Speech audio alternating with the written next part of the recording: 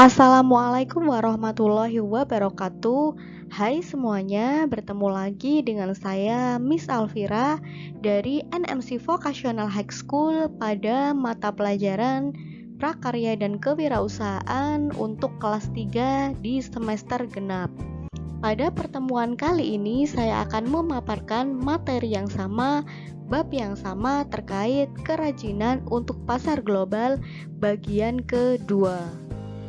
Sebelum kita mulai pembelajaran kali ini, kita awali pembelajaran kali ini dengan bacaan basmalah agar pembelajaran kali ini berjalan dengan lancar dan dapat memberikan ilmu yang bermanfaat untuk kalian semuanya.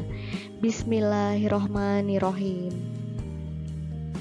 Agar kalian memahami materi ini, simak dan tonton video ini sampai selesai.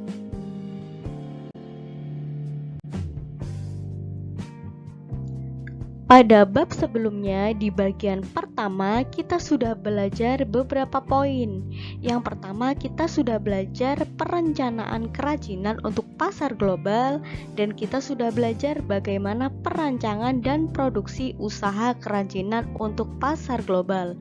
Pada bagian kedua ini kita akan belajar poin C, yaitu tentang perhitungan harga jual produk kerajinan untuk pasar global.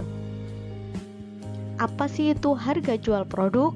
Harga jual produk adalah sejumlah harga yang dibebankan kepada konsumen.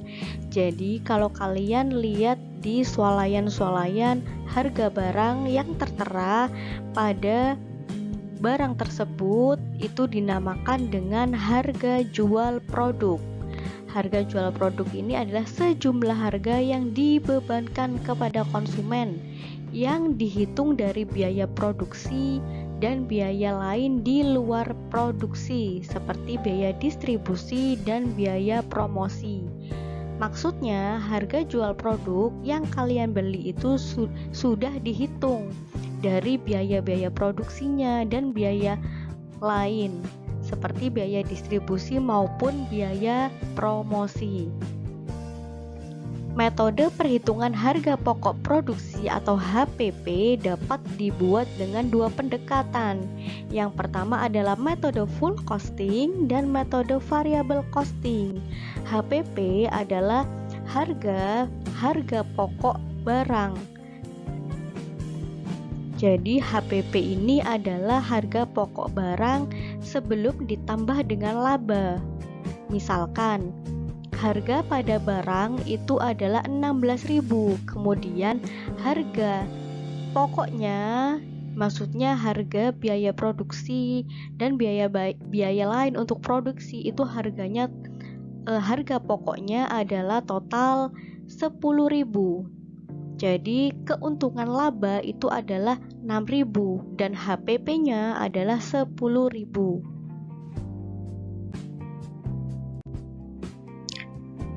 Metode perhitungan harga jual yang pertama adalah metode full costing. Apa itu metode full costing atau pendekatan full costing? Pendekatan full costing ini memperhitungkan semua unsur biaya produksi, yaitu biaya bahan, biaya tenaga kerja, dan biaya overhead. Biaya overhead ini contohnya seperti biaya tagihan listrik, asuransi, perlengkapan kantor, komisi atau bonus dan sebagainya, serta ditambah dengan biaya non-produksi seperti biaya pemasaran dan biaya administrasi dan umum. Jadi metode full costing ini memperhitungkan semua full unsur biaya produksi. Yang kedua adalah metode variable costing.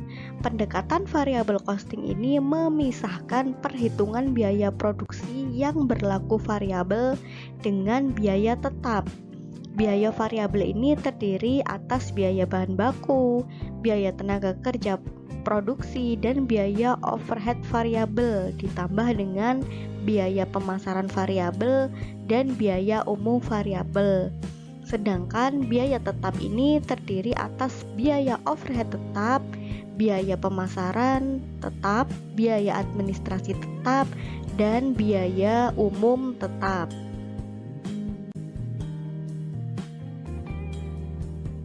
Kemudian metode penetapan harga jual produk.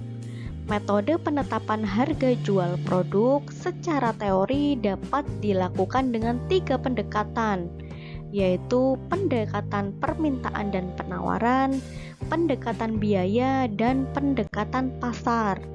Yang pertama adalah pendekatan permintaan dan penawaran, supply demand approach.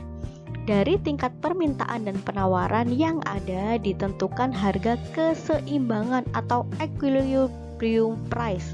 Jadi equilibrium price ini adalah keseimbangan harga antara permintaan dan penawaran, di mana harga yang diberikan oleh penjual itu setara dengan barang yang diterima oleh pembeli, dengan cara mencari harga yang mampu dibayar konsumen dan harga yang diterima produsen, sehingga terbentuk jumlah yang diminta sama dengan jumlah yang ditawarkan atau dinamakan equilibrium price. Yang kedua adalah pendekatan biaya, cost oriented approach, yaitu menentukan harga dengan cara menghitung biaya yang dikeluarkan produsen dengan tingkat keuntungan yang diinginkan, baik dengan markup pricing atau break-even analysis.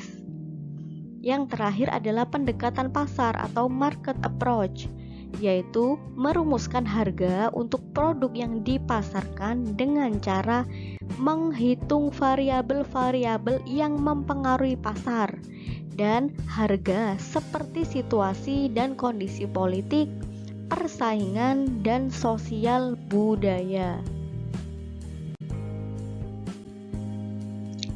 Kemudian poin D, media promosi produk kerajinan untuk pasar global. Promosi merupakan salah satu strategi pemasaran.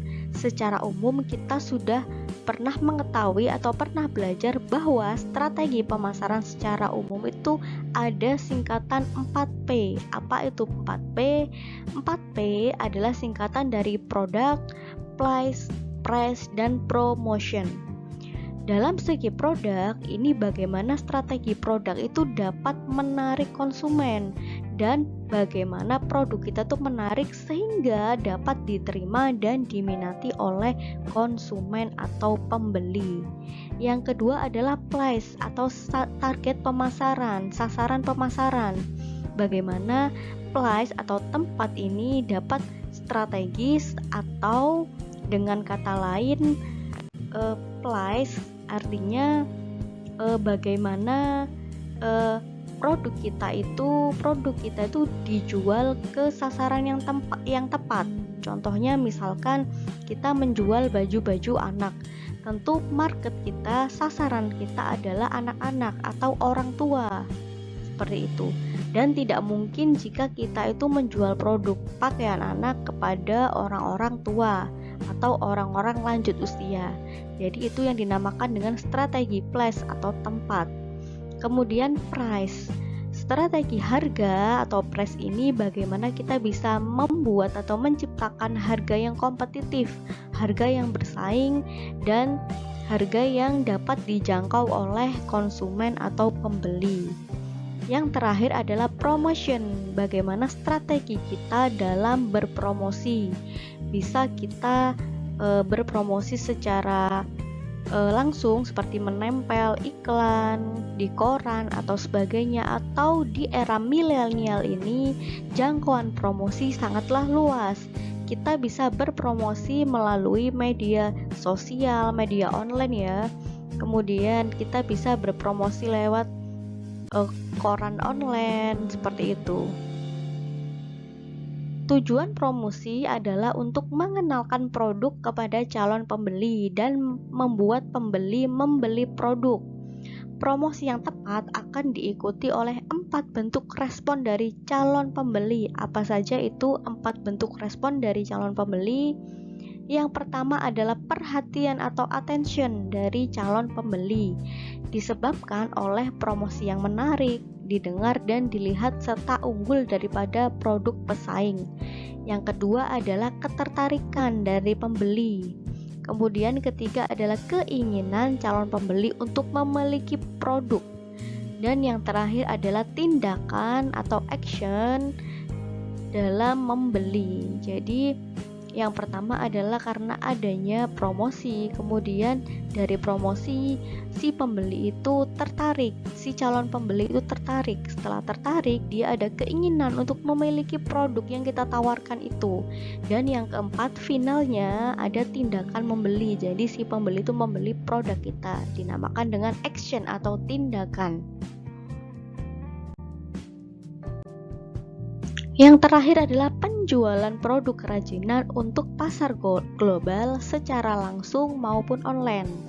Jika secara langsung, wirausahawan atau produsen dapat menjual langsung kepada wisatawan, produsen langsung ke wisatawan, produsen langsung ke pembeli, ataupun dengan cara konsinyasi. Apa itu konsinyasi? Konsinyasi misalkan dengan menitipkan produk kerajinan kita pada toko souvenir atau toko sejenisnya. Kemudian kita bisa melakukan pemasaran secara online. Di era milenial ini sangat mudah sekali kita mempromosikan produk kita dengan jangkauan yang lebih luas. Misalkan menggunakan media online ya, seperti internet, seperti itu. Pemanfaatan teknologi internet ini memungkinkan produsen melakukan pemasaran dan penjualan secara langsung. Ini adalah contoh produk dari wirausahawan atau produsen. Produk Cindramata ini bisa dilakukan non-online atau ke wisatawan, atau non-Cindramata bisa melakukan penjualan melalui online maupun langsung ke non-wisatawannya. Nah, itu dia materi yang bisa saya sampaikan terkait bab kerajinan untuk pasar global. Sebelum kita menutup video ini, kita akhiri pembelajaran kali ini dengan bacaan hamdalah.